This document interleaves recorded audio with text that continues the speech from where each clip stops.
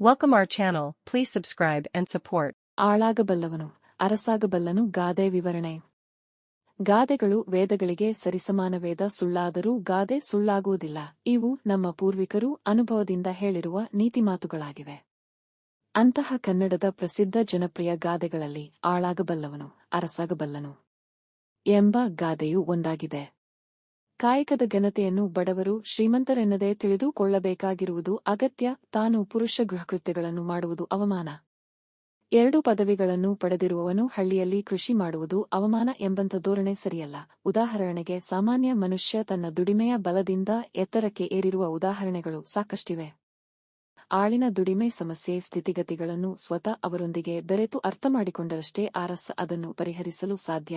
ಒಬ್ಬ ರೈತನು ಹೊಲದಲ್ಲಿ ಕಷ್ಟಪಟ್ಟು ದುಡಿದಾಗ ಬೆಳೆ ಚೆನ್ನಾಗಿ ಬರುತ್ತದೆ. ಆಗ ಅವನು ಅದನ್ನು ಮಾರುಕಟ್ಟೆಯಲ್ಲಿ ಮಾರಿದಾಗ ಅವನಿಗೆ ಸಾಕಷ್ಟು ಹಣ ಬರುತ್ತದೆ. ಆಗ ಅವನು ಅರಸನಂತೆ ಬಾಳಬಹುದು. ಆದ್ದರಿಂದ ಬಸವಣ್ಣನವರು ಹೇಳಿದಂತೆ ಕಾಯಕವೇ ಕೈಲಾಸ ಎಂದು ತಿಳಿದುಕೊಂಡು ಯಾವ ಕೆಲಸವಾದರೂ ಅದನ್ನು ಶ್ರದ್ಧೆ ನಿಷ್ಠೆಯಿಂದ ಮಾಡಬೇಕು.